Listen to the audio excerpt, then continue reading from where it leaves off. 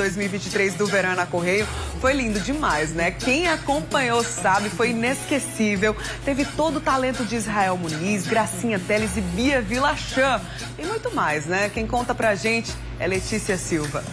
O último Verão na Correio foi incrível, sim. A gente ficou mesmo com aquele gostinho de saudade, viu? Mas vamos fazer o seguinte, antes de revelar quem passou por aqui nesse nosso último programa, vamos mostrar para vocês quem já passou por aqui durante essa temporada 2023. Eduarda Brasil e Brisa Star agitaram o primeiro dia. Tinan e Bizai marcaram presença no segundo programa e também animaram geral. Liz Albuquerque, The Fevers e Gustavo e Alexandro não deixaram ninguém parado. Eita, que verão arretado, viu? Agora sim, vamos saber quem passou aqui no nosso palco no nosso último dia do Verão é na Correio.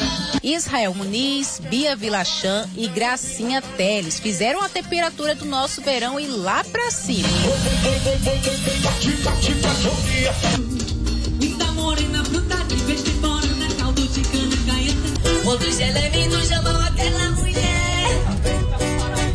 Tudo isso só foi possível graças ao apoio dos nossos parceiros: Anglo, Armazém Paraíba, Tele, Verde Frute, Arena CSQ, Posto Opção, Rede Farma, Super Litoral, Comac, Everest, Sublime, Casa Tudo, Sorvete Urso Glacial, Cesrei e Guanabara.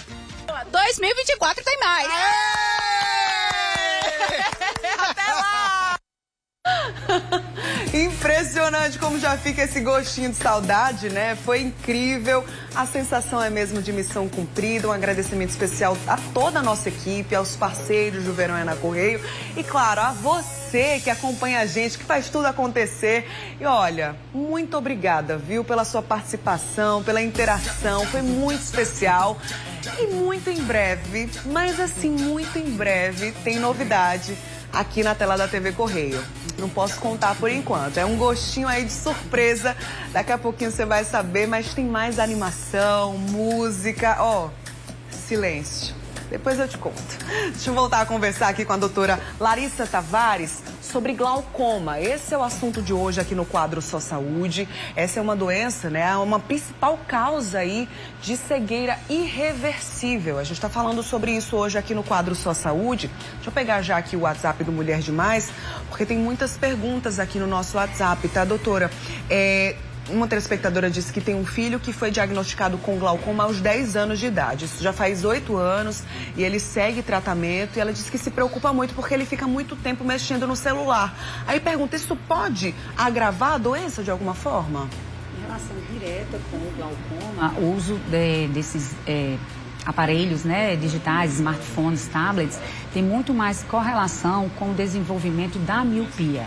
E aí sim, isso já é comprovado. E uma vez que o paciente desenvolve, por exemplo, a alta miopia, que são esses graus maiores do que 6 graus, aí sim existe uma correlação de pacientes de alta miopia desenvolverem glaucoma. Como é que é feito esse diagnóstico, doutora? A gente já reforçou aqui a importância, né, de buscar ajuda, de ter uma certa regularidade, pelo menos uma vez por ano, visitar o oftalmologista. Como é que é esse diagnóstico? O diagnóstico é feito clínico, né? Existe um tripé de sustentação a partir das medidas da pressão intraocular, que normalmente tem uma variação, uma média de até 21 milímetros de mercúrio, mas ela pode ter variação de acordo com as condições do nervo óptico.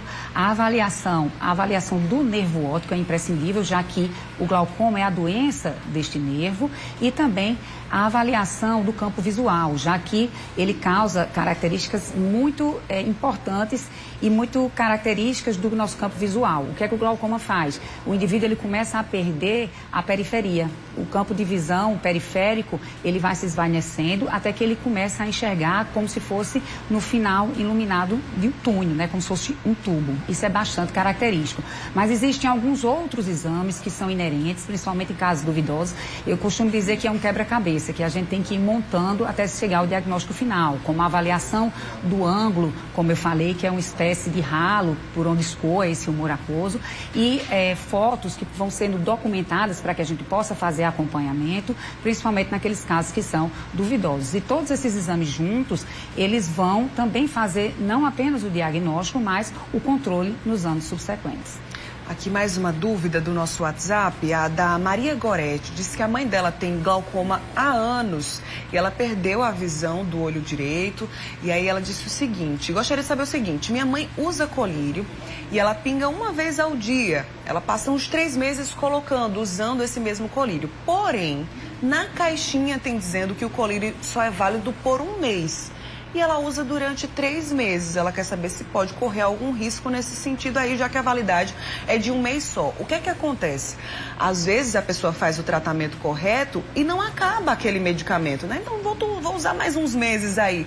Pode isso, doutora? Isso. Existe uma classe de medicações, né, à base de colírios, onde a posologia, a forma de uso, só ocorre alguma vez ao dia. Mas o que é importante saber é que muita gente só presta atenção a validade que está escrito na caixinha. Mas todo colírio, depois de aberto, ele tem seu prazo de validade, porque ele entra em contato com o meio ambiente. Sim. Então, o que ela pode ter é a diminuição da eficácia do colírio, mas principalmente o desenvolvimento, além disso, principalmente o desenvolvimento de uma infecção, né? Porque aquele colírio pode estar contaminado. Então, é bom verificar junto com o oftalmologista a necessidade, né, de sempre fazer a troca no mês seguinte de um outro tubo. Certinho. Agora a Rose pergunta aqui, ela disse que está muito preocupada com a filha dela, porque tem uma mancha marrom embaixo, assim, ela disse dentro do olho. E ela disse que essa filha está sentindo muita dor na região dos olhos, que já foram ao oftalmologista, e aí o especialista disse que essa menina não tem nada, né? Faz um tempinho já. Ela disse que a médica só passou um colírio. Se fez o exame e a oftalmologista disse que não tem nada, muito dificilmente vai ser glaucoma, né, doutora? Se foi feita uma avaliação realmente minuciosa, com verificação do fundo do olho de forma correta, com medida da pressão intraocular, essas manchinhas muitas das vezes podem ser só apenas um depósito de melanina que ocorre na região da conjuntiva aqui de nossos olhos, é como se fosse um sinal de pele. Mas em casos em que existe uma insegurança, é importante retornar, pelo menos de forma semestral, ao oftalmologista para verificar de forma adequada, né, e evitar danos futuros aos olhos.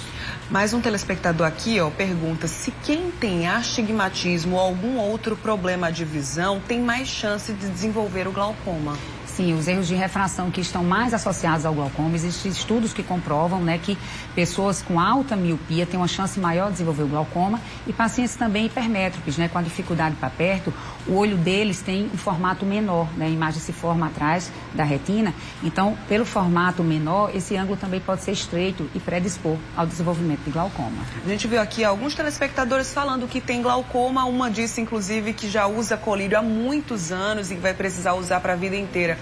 Como é que é feito esse tratamento? Uma vez diagnosticado, a senhora já disse que não tem cura o glaucoma, né? Mas como é que é feito esse tratamento para que a pessoa tenha qualidade de vida também?